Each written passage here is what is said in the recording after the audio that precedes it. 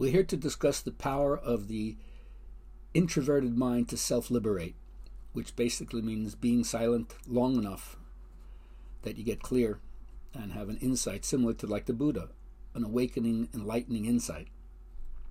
Now, for a long time, it's known that the East tends to be much more meditative discipline, and the West tends to stress a much more action-oriented discipline.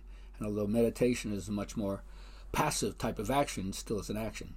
Nonetheless, you have the Zen master who goes to New York City and asks the street vendor to give him a hot dog and says, "Make me one with everything." And the hot dog vendor gives him the mustard, the relish, and then takes the $20 bill from the master, but gives him no change. And the master says, "Excuse me, aren't I supposed to get some change?" And the hot dog vendor says, "Change must come from within." So we have these stories that keep you turning your back into yourself. Like the Musk Deer, who asks his grandmother, "Where's that beautiful aroma coming from?" And she says, "Well, you better check the four-leggeds."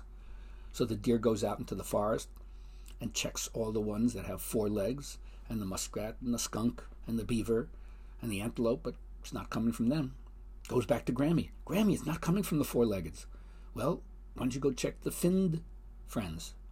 So the musk deer goes to the lake and sniffs around at the carp and the bass and the catfish, even the frogs. No, not coming from them either. "Granny, it's not coming from them." "Well, why don't you go to the winged friends, the feathered friends? If it's not the furred and it's not the fin, try the feathered." So goes and sniffs, and it's not the eagle, it's not the jaybird, not the blackbird, not the raven, not the crow, not the robin. "I don't know, Granny. It's not the feathered ones either." She says, "Why don't you smell your own belly button?" "It's coming from me! It's coming from me!"